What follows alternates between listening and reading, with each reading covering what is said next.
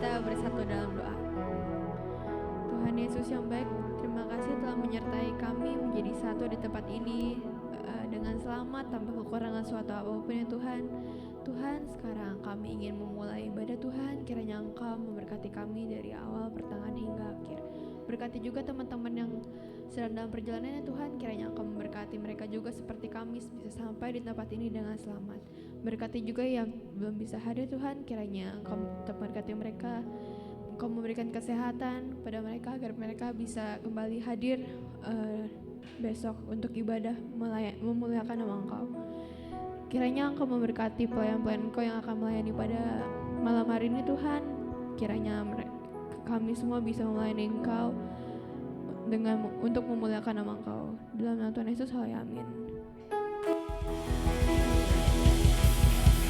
Ayo boleh semuanya bangkit berdiri, kita memuliakan nama Tuhan.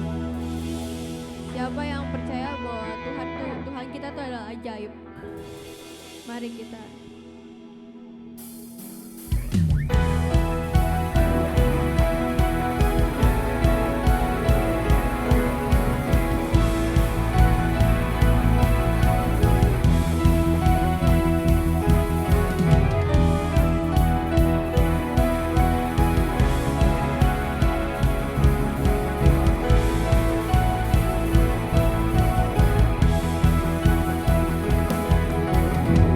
la la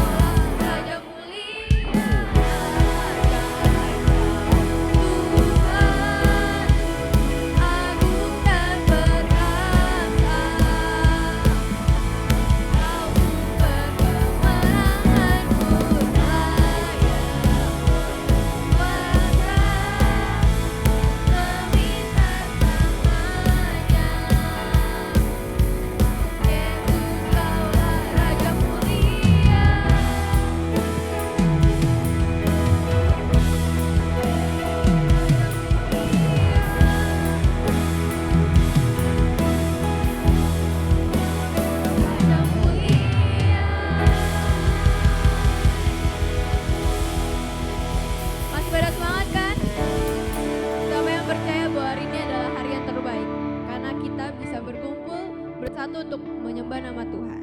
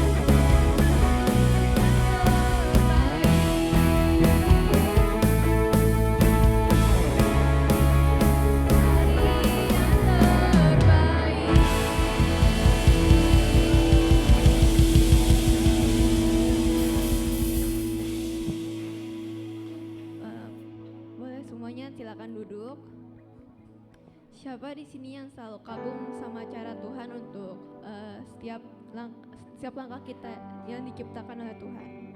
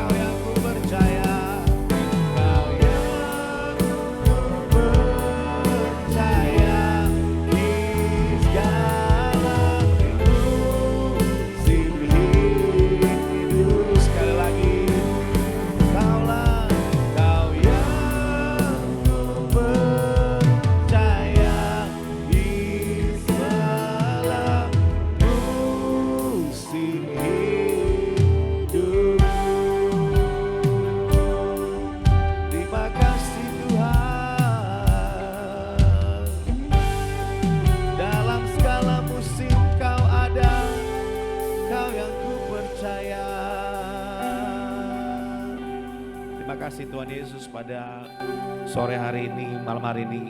Kami berterima kasih untuk kehadiran-Mu di tengah kami ya Roh Kudus.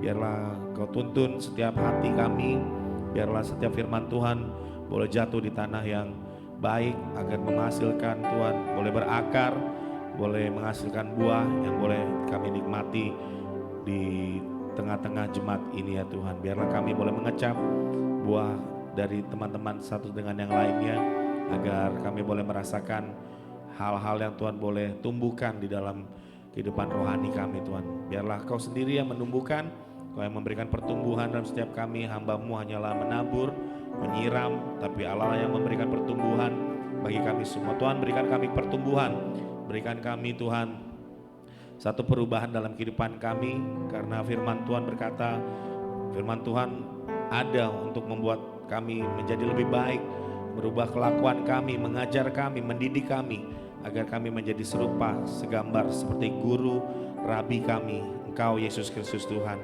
Dengan kuasa Roh Kudus untuk membantu kami, untuk menjadi satu penolong yang Tuhan sediakan dalam kehidupan kami. Roh-Mu yang kudus biarlah beracara dalam setiap hati kami, untuk kami terima firman-Mu. Di dalam nama Tuhan Yesus Kristus kami mengucap syukur dan terima kasih. Haleluya, amin. Amin. Silakan duduk teman-teman semua. Terima kasih. Oke, kita firman Tuhan hari ini kita lanjutkan dengan Yesus dan hukum Taurat. Nah, kenapa?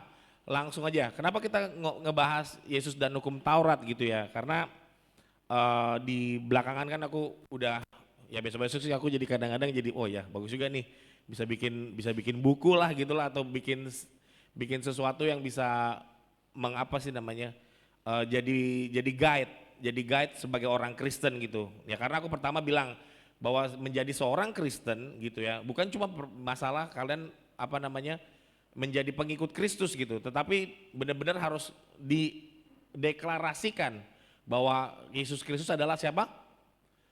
Tuhan, Allah gitu loh. Jangan seperti kayak apa? Thomas, waktu dia mengalami ketidakpercayaan kepada Tuhan, ya dia nggak percaya bahwa Yesus itu telah bangkit gitu. Itu jadi poinku gitu. Daripada kita harus percaya dulu bahwa Yesus Kristus adalah Tuhan Allah yang dikirim oleh Allah Bapa untuk menjadi apa? Penolong, untuk menjadi khususnya apa? Penebus buat kehidupan kita, dan dialah Tuhan di dalam kehidupan kita. Tuhan artinya apa? Pemilik hidup kita gitu loh. Setelah itu apa? Dia bilang apa? Jadikanlah semua bangsa murid gitu loh. Nah, jadi kita adalah murid. Artinya sepanjang umur hidup kita adalah seorang yang belajar terus akan firman Tuhan. Bilangnya firman Tuhan mengatakan apa? Ajarlah semua yang aku ajarkan. Di mana ada tertera yang Tuhan Yesus ajarkan?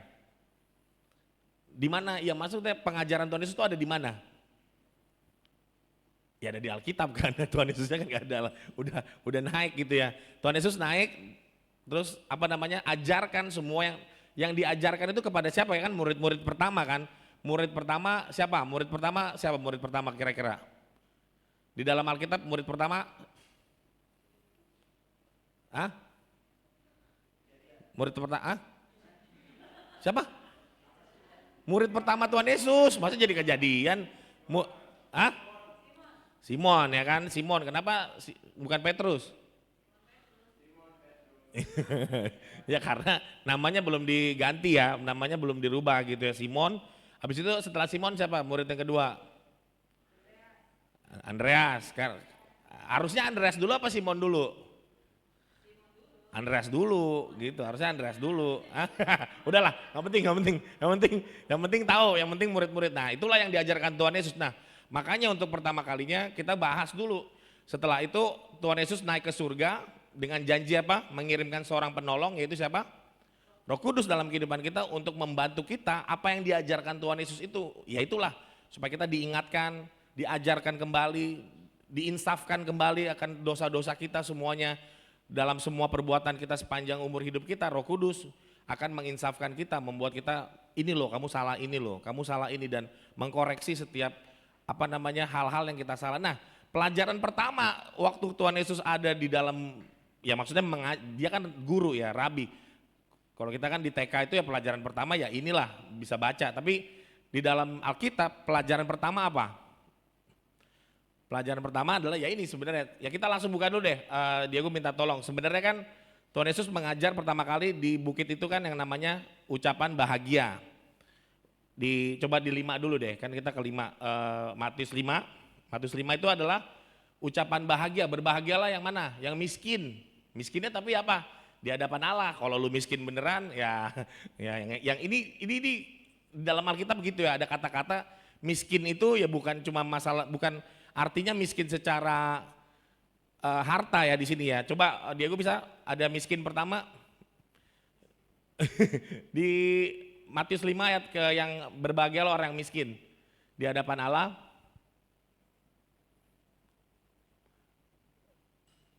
Ada? Oh nggak ada di situ. Oke, kita baca dulu. Matius 5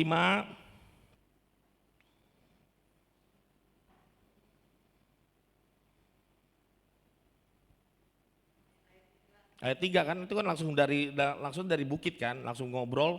Tuhan mengatakan apa? Pertama ayat 3-nya.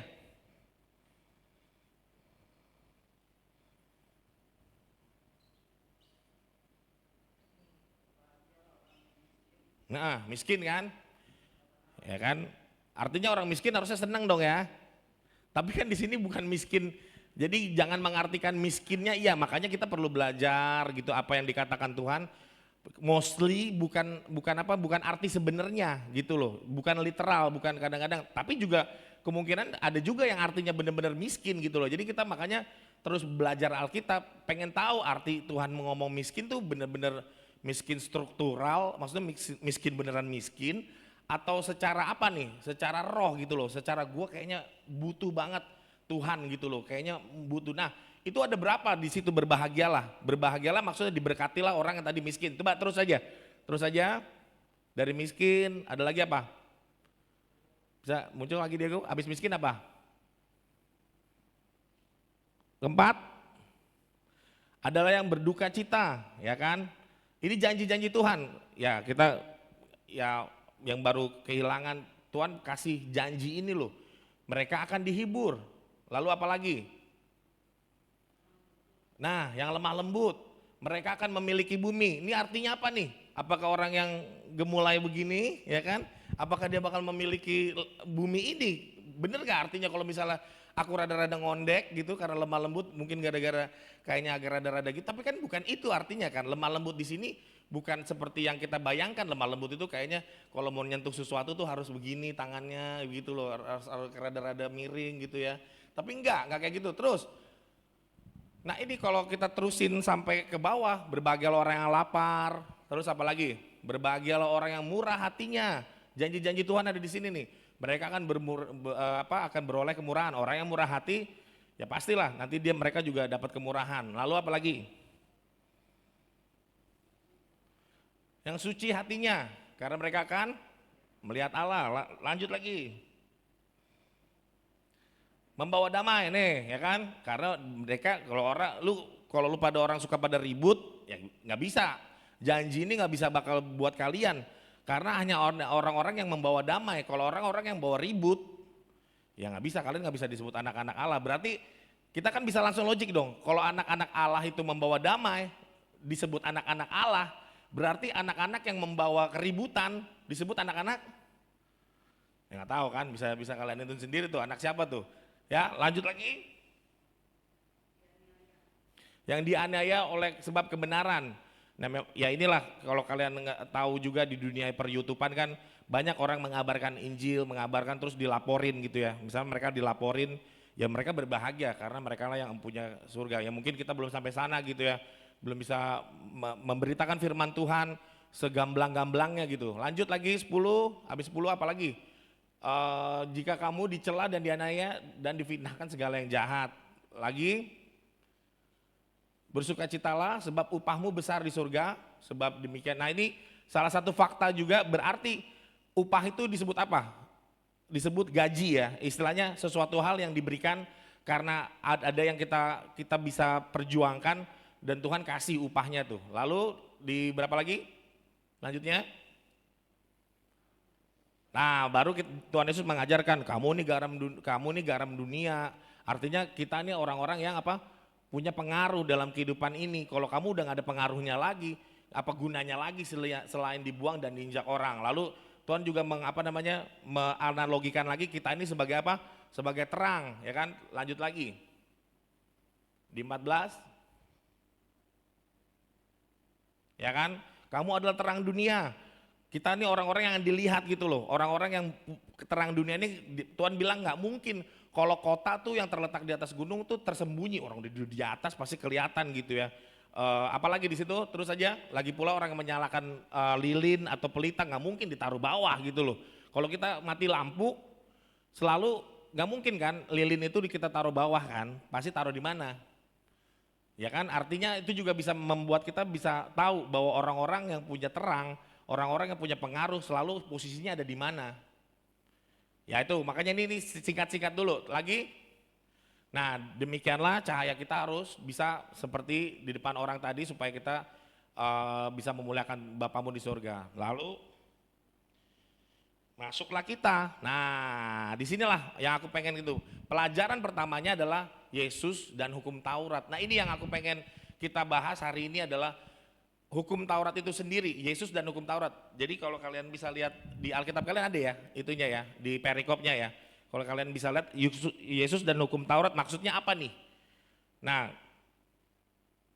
apa kita ngobrol dulu. Apa itu hukum Taurat? Ya kan, hukum Taurat 10 perintah. Ada berapa? Yang tentang Tuhan itu ada berapa? Ada sampai 4 lah ya, 4, 6-nya lagi adalah tentang sesama kita manusia gitu ya. Nah yang dibahas memang yang bakal yang itu tuh. Ya kenapa hukum Taurat harus turun?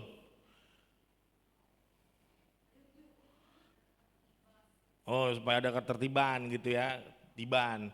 Oke, ya oke kita lanjutin dulu supaya karena kita waktu kita cepet nih.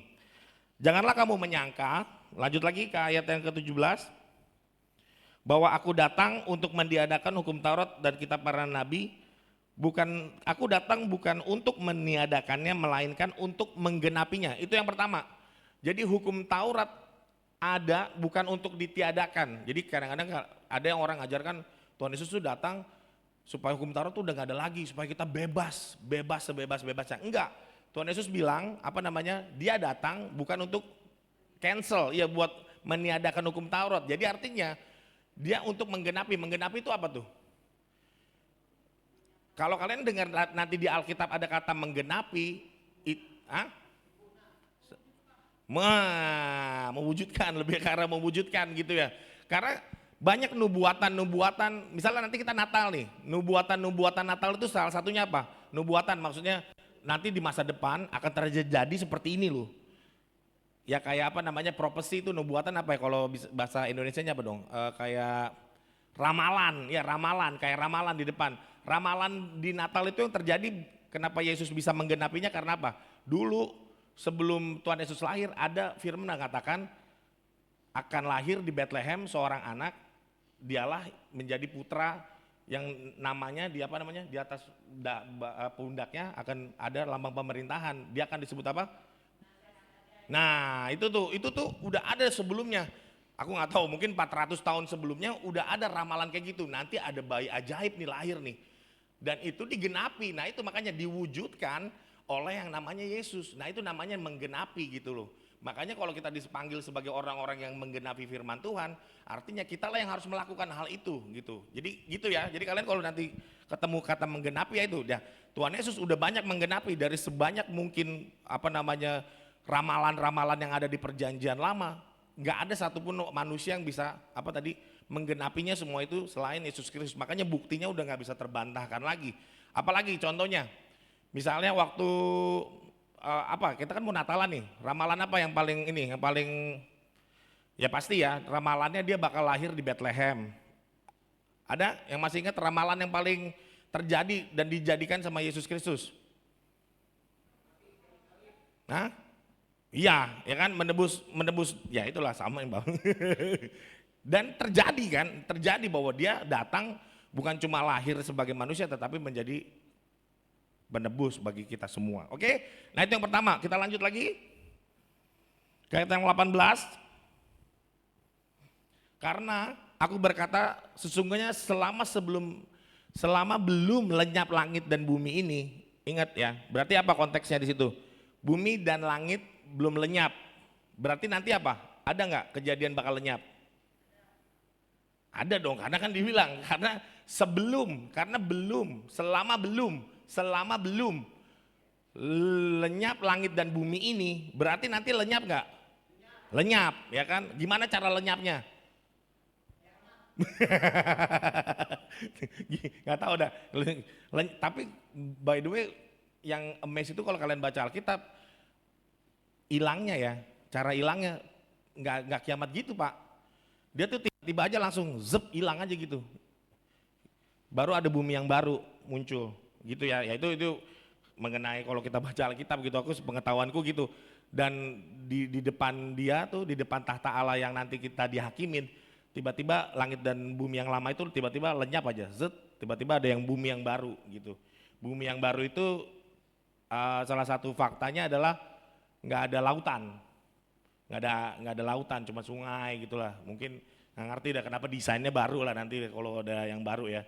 Lanjut lagi terus supaya kita banyak pengetahuan kita. Dan ayat 18 lagi terus belum tadi. Nah, satu iota atau satu titik pun tidak akan ditiadakan dari hukum Taurat sebelum semuanya terjadi. Harus happening semua dan digenapinya dalam mana? Ya dalam diri Tuhan Yesus, karena dia datang untuk tadi apa? Untuk membuat semuanya terjadi, untuk mewujudkannya. Yesuslah penggenapannya gitu loh. Nah, dan lanjut lagi ke ayat ke-19, kenapa aku tertarik dengan hal ini? Karena siapa yang meniadakan salah satu perintah hukum Taurat? Apa aja hukum Taurat? Yang pertama, jangan ada Allah lain di hadapanmu. Ya itu membunuh nanti Pak, itu nanti. Iya kan, dari satu dulu. Iya tadi. Yang kedua, ada lagi nggak? Nah ini makanya kita udah lama nih nggak. Ya pokoknya jangan membuat patung.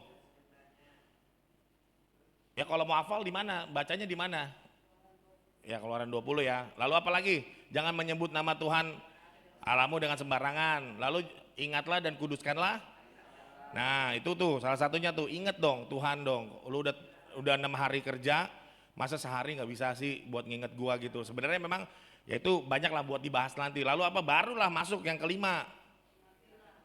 Oh hormati dulu ya kan. Dan di situ juga ada janji ya. Kalau kita menghormati ayah dan ibu kita, lanjut umurnya. Jadi tapi memang kadang-kadang jadi judging juga ya. Wah, kalau matinya cepet nanti nggak hormat sama orang tua lagi nih. Tapi enggak, ini cuma janji aja ya, janji yang harus digenapi ya kita aminkan aja gitu. Terus apa lagi? Jangan membunuh, ya kan? Terus apa lagi? Udah langsung zina ya? Udah langsung zina, benar. Terus jangan mencuri. Nah, dan jangan mengingini ya. Nah, itulah hukum Taurat. Diego itunya tadi ayatnya. Ini maksud aku pentingnya kenapa di situ? Karena di situ sekalipun yang paling kecil, kalau kalian meniadakan yang paling kecil dan mengajarkan demikian kepada orang lain, jadi kayak kita yang di atas ini ngajarin hal-hal yang meremehkan hukum Taurat tadi, yang benar-benar nggak menghormati hukum Taurat dan mengecilkannya. Memang dikata di sini dibilang di apa? Meniadakan salah satu perintah. Misalnya hukum Taurat tuh jadi 9 loh. Karena yang berzina nggak apa-apa, gitu. Wah pasti itu. Nah ini janjinya maksudnya. Dan mengajarkannya demikian. Dibilang apa di situ? Ia akan menduduki tempat yang paling rendah di dalam kerajaan surga. Nah ini yang aku pengen, maksudnya ini yang aku pengen, dan kalian juga harus pengen yang hal yang sama, yaitu apa? Tetapi siapa yang melakukan dan mengajarkannya. Nah beruntung aku di sini, mudah-mudahan aku melakukannya ya, dan aku lagi mengajarkannya, dan kalian juga harus mengajarkannya. Dan di situ ada janji di mana disebut di apa? Segala perintah-perintah hukum Taurat ia akan menduduki tempat yang tinggi. Itu maksudnya apa Pak? Iya maksudnya di surga, kan di surga, tapi tempat yang tinggi. Hah? Apa? VIP. Ya artinya ini yang menarik hatiku gitu. Jadi Yesus dan hukum Taurat di situ ada perikop.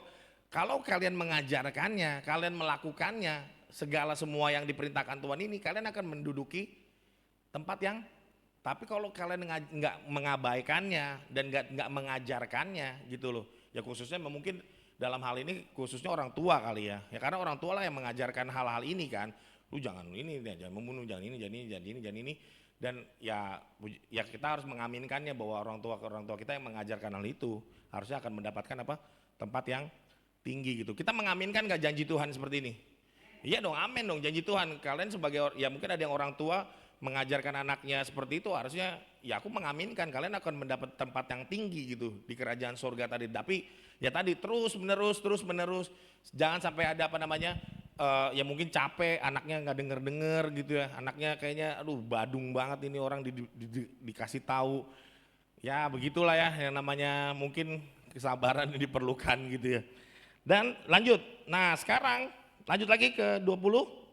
Ya kita jadi selusurin aja ayat-ayat sampai selesai. Maka aku berkata kepadamu, jika hidup keagamanmu. Nah kemarin kan kita Pak, siapa namanya? Pak Widodo ya? Siapa sih namanya? Hah?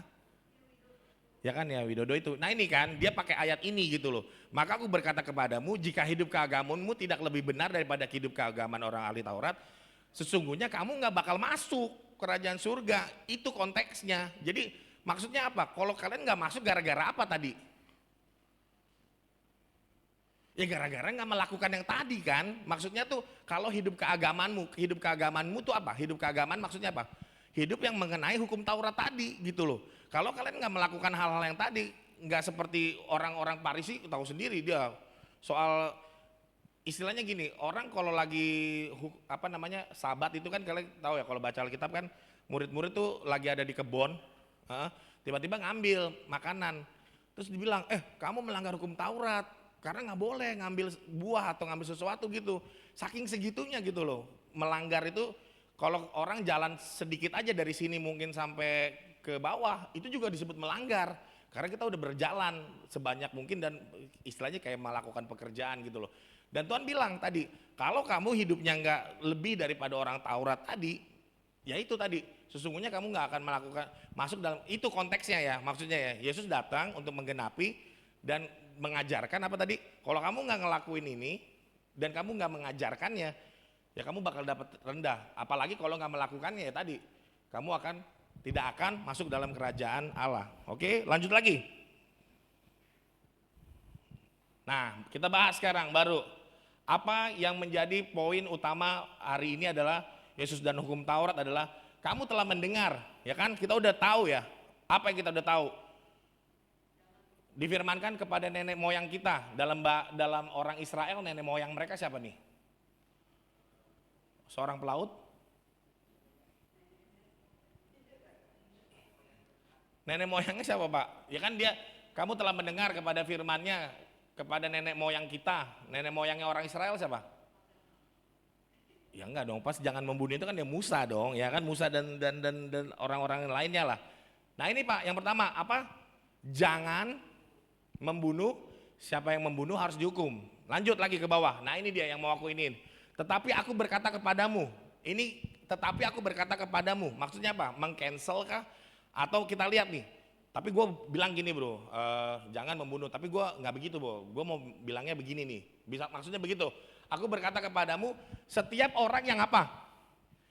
Yang marah terhadap saudaranya harus dan yang berkata kepada saudaranya kafir, harus dihadapkan ke mahkamah agama, dan siapa yang berkata jahil, harus diserahkan ke dalam neraka yang menyala-nyala. What? Cuman gara-gara apa? Memang nanti Pak kita bahasnya jahilnya nanti deh. Aku sendiri nanti kita lihat kata aslinya tuh jahil apa. Tapi yang ke atas dulu deh. Setiap orang yang marah terhadap saudaranya harus dihukum. Kok gitu? Jangan membunuh. Tapi aku berkata kepadamu Pak, kalau Bapak marah sama Brian, Bapak harus dihukum. Gimana Pak? Aneh nggak? Masa nggak boleh marah? Gimana dong? Itu yang mau aku bahas maksudnya. Jangan membunuh. Bapak pasti nggak membunuh dong. Kita semua ada pembunuh nggak di sini? Mungkin ayam kali, ada yang ayam pernah ayam ya. Tapi kan itu nggak dihitung ya. Nah, bunuh nyamuk. Tapi maksud aku bunuh manusia gitu loh. Nah, kita belum ada kan orang yang pernah membunuh manusia di sini kan. Tetapi aku berkata kepadamu, ini sama kayak membunuh. Kalau kamu marah terhadap saudaramu itu sama aja, kamu harus dihukum. Karena apa? Orang yang membunuh harus dihukum. Orang yang marah terhadap saudaranya juga harus berarti membunuh sama dengan gitu nggak logikanya? Nah iya kan sama-sama dihukum. Makanya kalau Taurat bilang nih, nenek moyangku berkata, janganlah kamu membunuh. Kalau kamu membunuh kamu dihukum. Tapi gue berkata, kalau lu marah aja sama dia, lu juga dihukum. Berarti membunuh sama dengan, tapi boleh nggak? Masa nggak boleh marah? Nah kan, ya kan artinya makanya itulah gunanya kita maksudnya belajar Alkitab kan. Makanya lah kenapa nggak bisa marah? Padahal gue orangnya suka marah gitu loh. Seneng marah tuh enak gak? Ada gak yang sini suka marah-marah? Marah tuh enak ya. Wah, mengeluarkan energi yang sangat-sangat besar sekali. Untuk marah tuh nggak bisa butuh energi ya. Makanya abis marah ada mungkin cewek-cewek nangis gitu ya. Kalau cewek-cewek nangis kan karena mungkin abis energinya gitu buat marah-marah. Apalagi yang ibu-ibu kan kalau marah-marah tuh. Wah, kita juga kalau dengerin juga gila, udah kayak ditembakin M16 gitu kan. Gimana Jos? Dimarahin enak gak? Nggak enak kan? Tapi suka marah-marah gak? Suka marah-marah gak? Oh enggak dong gitu. Ya itu loh. Kita kan bisa lihat juga cerita Tuhan Yesus waktu ada di bait Allah banyak yang jualan ya kan, dia marah nggak? Membunuh dong ya kan, nggak begitu. Nah maksud aku begitu loh, sebenarnya yang mau kita lihat dari sini konteksnya adalah Tuhan Yesus sedang membuat satu batasan baru gitu. Batasan baru inilah yang kita sebut building the fence, membangun satu gerbang baru supaya kita jangan sampai ke ujung banget gitu, sampai ke jurangnya. Jangan sampai kita sampai melakukan pembunuhan itu gitu. Sebenarnya kan akar daripada pembunuhan itu apa sebenarnya? Ngamuk kan, marah. Pembunuhan pertama di mana? Pembunuhan pertama ada di mana? Hah? Siapa? Kain? Iya, Kainnya kenapa emang? Kenapa dia mau ngebunuh? Ya ngamuk kan, panas kan? Panasnya karena apa, Pak? Dengkinya karena apa? Karena apa? Wih. Gile, persembahannya si Kain diapain? Diacak-acak, Pak. Ada diacak-acak. Gak ada diacak-acak, Pak. Gak diterima, gak diindahkan lah. Istilahnya yang diterima tuh punyanya Abel. Abis itu kan, ya itu kan. Makanya Tuhan bilang, bro jangan panas-panas itu hati gitu loh. Ingat kalau lu gak melakukan kebaikan tuh, iblis sudah ngintip gitu loh. Bakal dipakai lu. Makanya Yohanes bilang gitu loh. Sebenarnya yang dilakukan sama Kain itu ditunggangin gitu loh sama yang namanya iblis itu sendiri gitu loh. Anger itu, marah itu loh. Jadi maksud tuh ya ini arti daripada itu adalah sebelum kalian bisa melakukan hal itu aja gitu ya. Mau sampai pembunuhan sampai segitunya, marah adalah apa namanya? Kayak jadi apanya dong?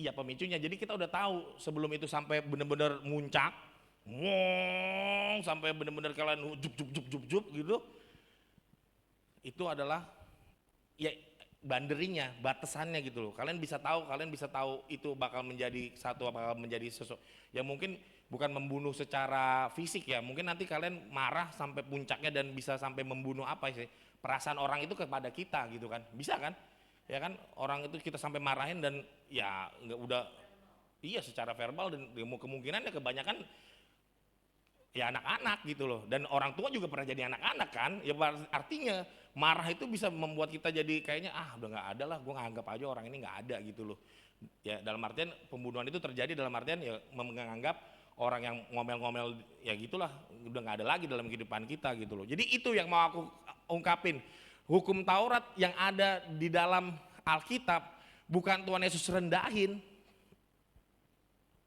standarnya, tapi diapain sama dia? Ditinggiin lagi. Kalau jangan membunuh kita masih bisa ngeclek gitu kan, ini misalnya rintangannya ditinggiin lagi sama dia, bukannya dipendekin malah ditambahin lagi sampai segini. gitu loh. Jadi kita tahu gitu loh, supaya tahu kalau kita udah udah merah-merah nih, mau marah nih. Nah tapi kan sebenarnya marah di dalam Alkitab, ya kita bisa lihat ya, apa Alkitab katakan tentang marah yang paling penting. Jangan sampai matahari itu, ya kan konteks dalam marah nggak apa-apa. Apalagi sesuai dengan apa namanya? Ya sesuai tempatnya dan sesuai dengan apanya lagi?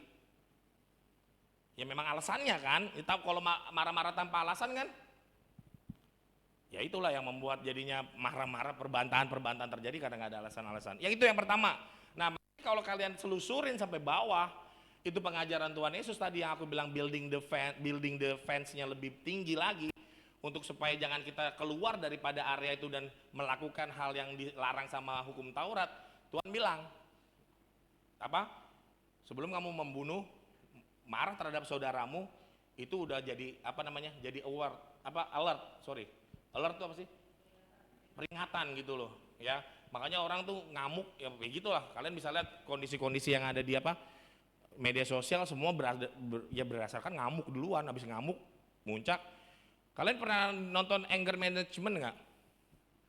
Film, Anger Management. Dia tuh ngerasa nggak ngelakuin itu gitu loh. Jadi dia misalnya lagi ada di apa namanya di dalam pesawat, terus pramugarinya nggak enak lah, pokoknya gitulah, nggak servis dengan baik. Tahu-tahu pas dia udah buka mata, pramugarinya itu udah compang-camping dihajar. Terus dia bilang, gue nggak ngelakuin itu, kata dia. Jadi pas waktu ngelakuin itu dia apa sih namanya, kayak nggak sadar diri gitu loh, bahwa dia udah melukai orang, udah dihajar, udah ditonjok, pokoknya udah dihajar habis-habisan. Pas dia sadar, enggak, gue nggak ngelakuin hal itu. Nah itu seru lah filmnya, gimana tentang kemarahan itu kalau nggak bisa nggak di manage, ya begitu keadaannya gitu. Lanjut lagi ya, udah 54 ya, baru 1 poin padahal tuh, baru tentang kemarahan doang nih. Lanjut lagi, berapa? Sebenarnya ada 6, tapi kita coba 2 aja deh. Kalian bisa nanti baca lagi di dalam ya perenungannya lah kitab. Tapi aku pengen kenapa bahas hal ini tadi. Tuhan Yesus ada bukan untuk menurunkan hukum Taurat, tetapi untuk menaikkan kembali malahan setupnya. Diego bisa ke selanjutnya? Gelap itu ya? Itu ya yang terjadi ya, nggak disentuh apa-apa ya? Oh iya.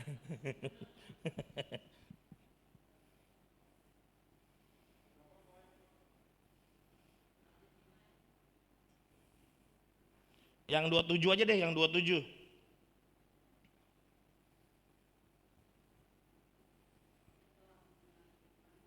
Ya, yang 27. Wah, sekarang ada lagi. Kamu telah mendengar firman dalam hukum Taurat tadi. Nomor berapa ini? Jangan berzina, nomor 7 ya. Jangan berzina. Itu tuh. Ayat 27 dari firman Tuhan nomor 7. Nah, gara-gara gitu tuh. Apa ngapalin sesuatu enak tuh. Apa? Firman hukum Taurat yang ke-7 ada di ayat 27. Kamu mendengar firman jangan Oke, ini memang buat ya gimana sama teman-teman semua nih, sama yang muda-muda. Apa tuh berzina? Jinahlah aku gitu. Hinalah aku itu Maya, itu lagu Hinalah aku, nggak beda. Jinah itu apa? Lah, nggak apa-apa. Emang ini rada-rada serem nih. Hah? Ya Bu.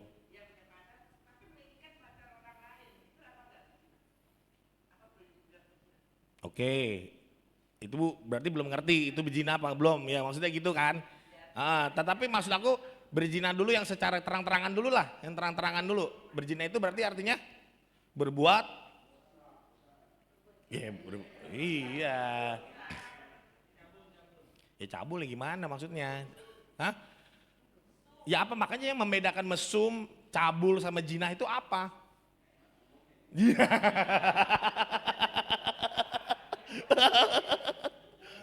Nah makanya yang susah, nah makanya kalau kita bilang begini terus kita nggak bahas gimana dong? Kalau kita nggak bahas hal ini, terus kapan bahasnya? Berzina adalah Ya konteksnya mungkin dalam hal ini orang-orang yang mendengarkan orang ini udah menikah ya kan. Ya maksudnya udah menikah, berarti kan mereka udah punya apa perjanjian dong ya, atau artinya apa sih namanya, janji lah untuk setia dan ini kan. Nah dalam Hah? Iya kalau dia mati ya kita hidup. Ya kan nggak langsung dua-duanya mati juga Pak, ya kan kalau dia mati ya kita gimana dong, masih ikut-ikutan. Ya sebelumnya ya belum pernah sih, belum pernah ya, jadi kita belum tahu juga sih. Jadi apa? Melakukan sesuatu hal yang di luar pernikahan dengan, ya memang dalam hal ini hal-hal yang tidak diinginkan tadi berupa arahnya seksual, ya kan? Benar ya, arahnya seksual tadi gitu loh. Lalu kita lihat dari situ kita bisa lihat, sebelum kalian melakukan hal-hal seperti itu, Tuhan Yesus bilang apa sekarang? Di ayat 5:28.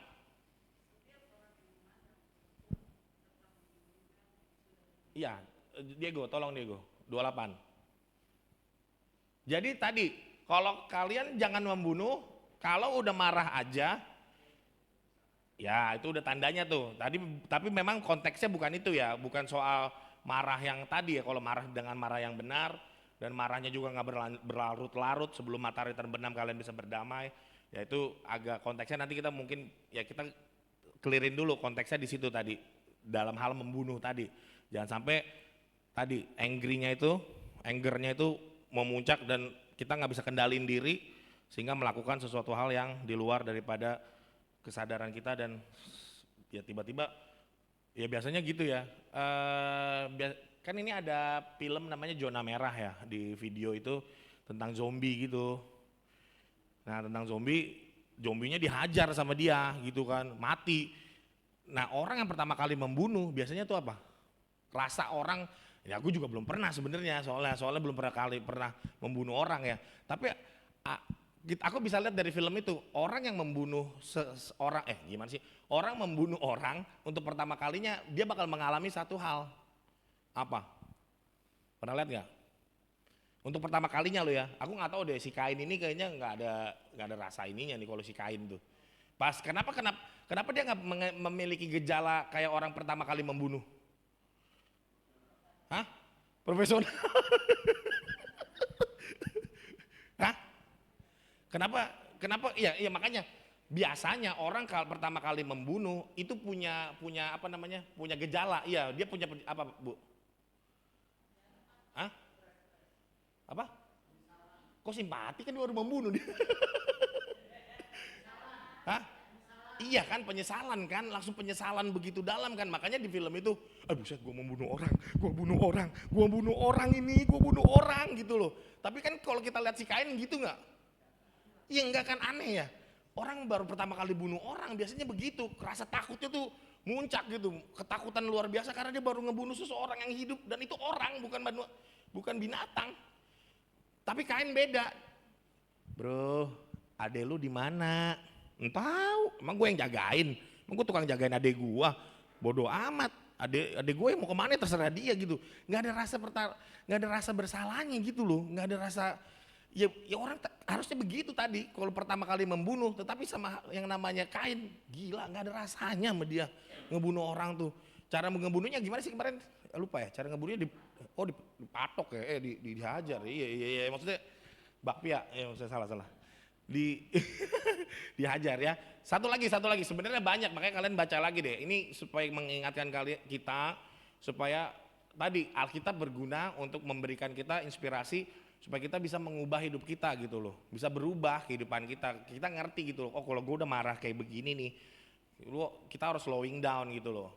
Ya terakhir tadi, cuma 2 aja hari ini karena ngobrol ini ternyata bisa lebih lama nih. Jika kamu berzina tadi. Ya kita ngerti ya, berzina adalah melakukan seksual intercourse dengan orang yang bukan seharusnya, bukan dengan istrinya atau dengan suaminya. Nah itu disebut berzina. Tetapi aku berkata kepadamu, terus dia bilang lagi, tetapi aku berkata kepadamu, kayak mau mengubah gitu loh. Tapi gue bilang gini, hukumnya jangan berzina, ya kan? Oke? Tapi gue bilang gini, lu dengerin gue. Dia bilang apa? Setiap orang yang memandang perempuan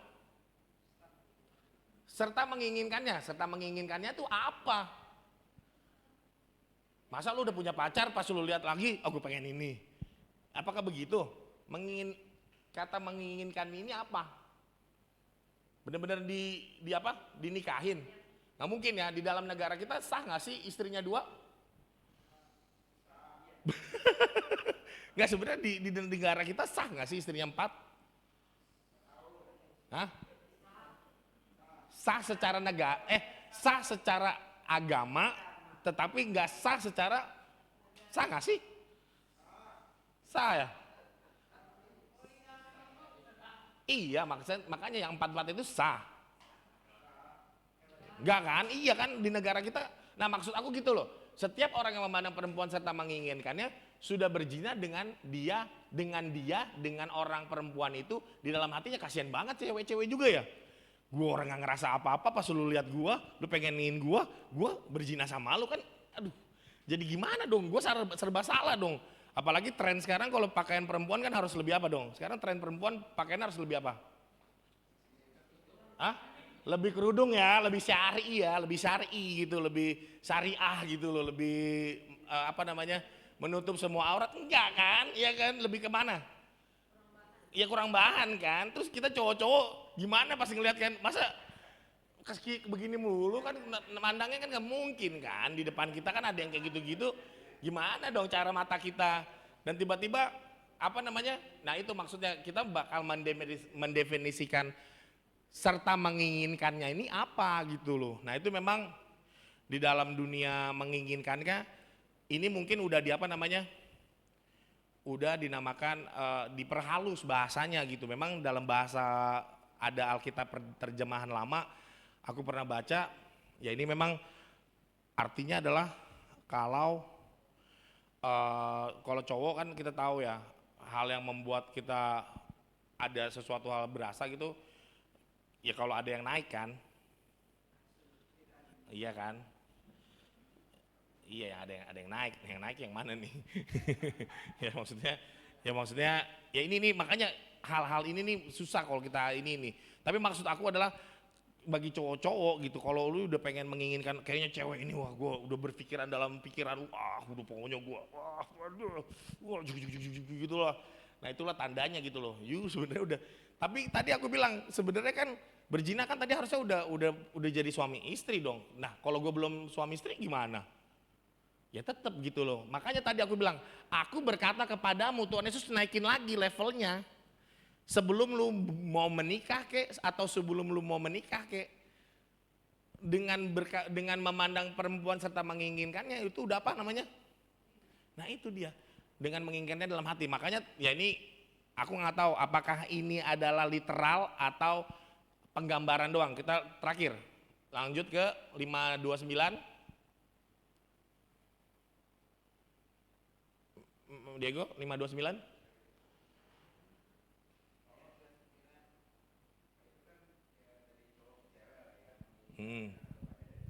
Iya kan tadi perempuan, memandang perempuan. Ya sama aja. Sama aja. Ini kan anggap aja zaman dulu cowoknya tuh lebih lebih, sekarang kan bisa lebih kebalikannya ya. Iya, bisa kebalikannya, tapi kan ya ini kan zaman dulu konteksnya kan cowoknya gitu. Cewek kan cuman ya jadi ini aja, jadi kayak apa sih namanya, perabotan aja gitu loh, kayak iya emang tinggal. Nah iya emang cewek-cewek zaman dulu kan cuman kerjanya ya cuman kalau nggak dipilih buat jadi, iyalah begitulah. Nah jika mata kananmu menyesatkan gitu, aduh gue suka liat cewek cakep nih, gue pengen banget deh mata kanan gue nih. Dibilang apa? Ya ampun Tuhan, lu bener aja. Masa gara-gara gue ngeliat cewek dan pengenin mata gue harus dicongkil? Kenapa kanan doang? Emang gue ngeliat cuma kanan doang? Nggak mungkin kan? Gue ngeliat seseorang dengan kanan doang kan? Nggak mungkin kan? Pakai tangan, Jadi artinya nggak mungkin kan dengan hal itu. Maksudnya apa nih? Nanti kapan kita bahas lah. Maksudnya kan kita ngeliat pakai 2 mata kan? Masa kenapa cuman mata kanan doang yang menyesatkan? Orang kiri juga ngeliat, kenapa kiri kagak dicongkel? Maksudnya ngeliatnya gini, cewek-cewek kita ngeliatnya gini kan nggak mungkin juga kan? Cungkilah dan buanglah karena lebih baik bagimu jika satu anggota tubuhmu binasa daripada tubuh yang dengan utuh dicampakkan ke dalam neraka gitu. Jadi teman-teman hari ini ya aku cuma pengen kalian terus belajar gitu apa yang diajarkan sama Tuhan. Inilah salah satunya yang diajarkan bahwa hukum Taurat bukan cuma sekedar apa jangan membunuh, enggak. Bukan cuma ngobrolin cuma jangan berzina, enggak. Naik.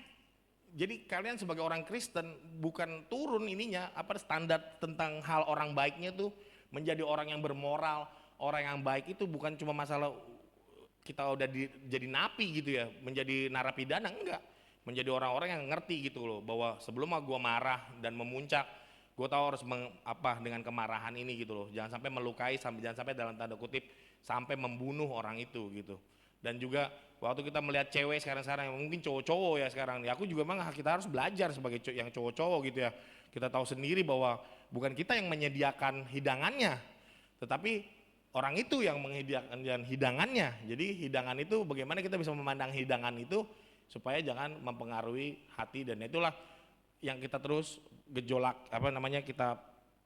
itulah yang mau kita pelajarin selama hidup kita ini. Jadi teman-teman bisa nanti baca selanjutnya apa yang menjadi kerinduan Tuhan gitu loh mengenai hukum Taurat ini, dan ini aja yang bisa aku bagiin. Jadi kapan-kapan kita bisa bahas lebih dalam lagi. Amin. Mari kita tundukkan kepala, kita nyanyi apa nih? Ku mau sepertimu Yesus, bisa? Turunin lagi, turunin aja. Ku mau sepertimu Yesus, disempurnakan selalu dalam segenap jalanku, memuliakan nama-Mu. Dari awal kita katakan, jadikan dibentuk demikian hidupku.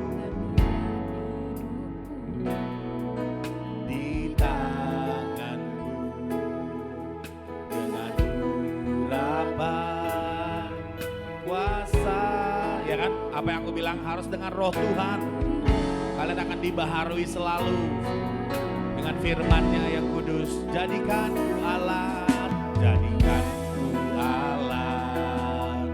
dalam rumah-Mu, dalam gereja-Mu Tuhan, di tangan-Mu ya. Bentuklah apa kehendak Tuhan adalah firman-Nya. Pakai kami Tuhan sesuai rencana-Mu, sesuai rencana. Yuk, mari bangkit berdiri bersama-sama, kita sambut firman Tuhan. Ku mau Yesus sempurnakan selalu dalam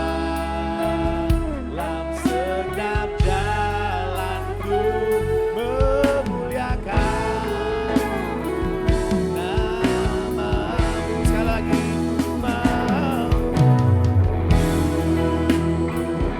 mau seperti-Mu Yesus,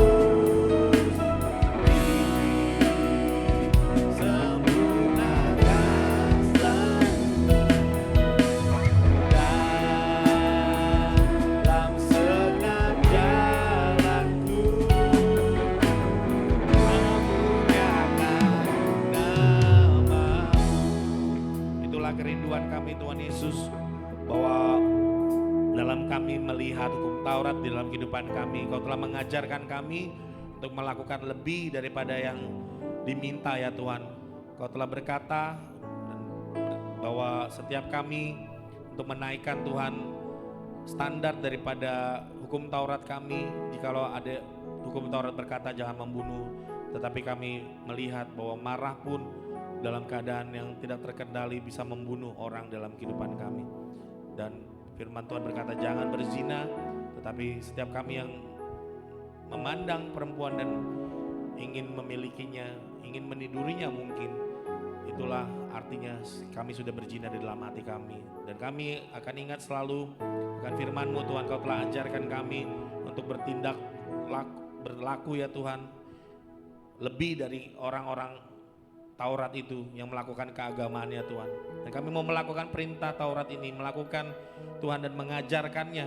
Dan kami percaya akan janji-Mu, kami akan ada di tempat tinggi di dalam kerajaan-Mu nanti ya Tuhan. Kami merindukan, kami berada bersama dengan-Mu, bersama-sama dengan-Mu boleh dalam satu perjamuan ya Tuhan, di mana kami boleh merayakan kehidupan kami bersama-Mu di dalam surga kelak nanti ya Tuhan, di tempat bersama-Mu, di tempat yang tinggi itu Tuhan, kami boleh berada ya Tuhan. Terima kasih, ini doa kami, Engkau yang telah sempurna di dalam segala halnya, seperti lagu ini. Dan kami ingin disempurnakan ya Tuhan. Sempurnakan kami dari hari ke hari. Ajar kami untuk selalu rindu kepada rumah-Mu, agar kami terus boleh diajar dan kami boleh berubah melalui pembaruan budi kami dan berubah melalui kelakuan hidup kami ya Tuhan. Terima kasih, di dalam nama Tuhan Yesus Kristus kami berdoa ucap syukur. Haleluya. Amin. Amin. Silakan duduk. Oke, siapa yang terberkati oleh firman yang disampaikan oleh Om Amos boleh angkat tangan. Kiranya berbahagialah orang yang bukan cuma mendengarkan namun mempraktekannya dalam kehidupan sehari-hari. Sekarang waktunya memberikan persembahan. Boleh Just dipersilakan.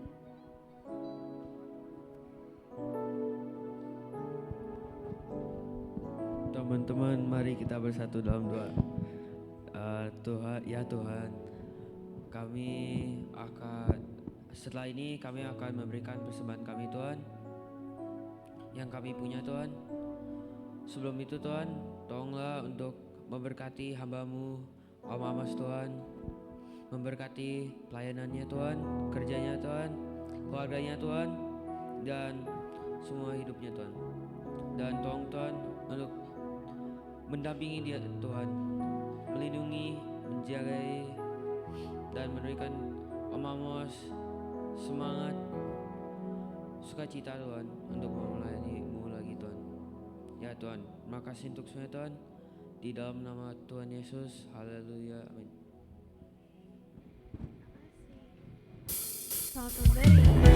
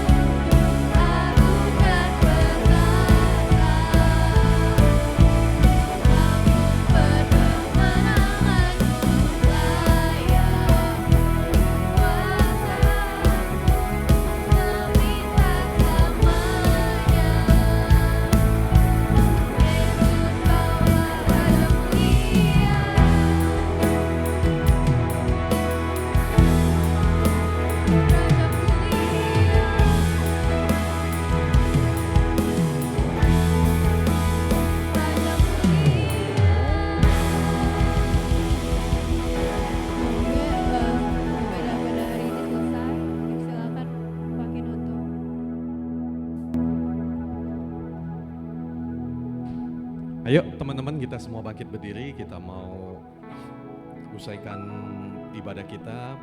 Thank you teman-teman yang melayani pada ibadah malam minggu ini. Tuhan memberkati pelayanan dari teman-teman semua. Terima kasih Tuhan, malam hari ini kami boleh beribadah bersama-sama bersama dengan teman-teman kami di tempat ini.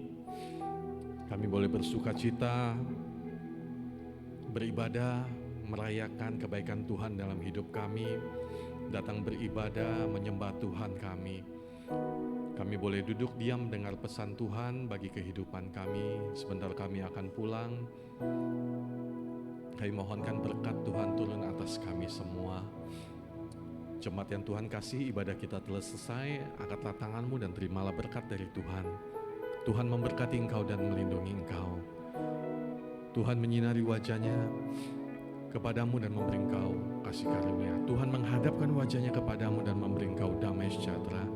Terimalah perlindungan dari Allah Bapa, kasih karunia yang tak akan pernah habis dari Yesus Kristus, penyertaan, tuntunan, penghiburan dari Allah Roh Kudus akan menyertai hidupmu mulai saat ini sampai selama-lamanya. Terimalah berkat di dalam nama Allah Bapa, Anak dan Roh Kudus, dalam nama Tuhan Yesus Kristus. Haleluya. Amin. Tuhan memberkati kita semua.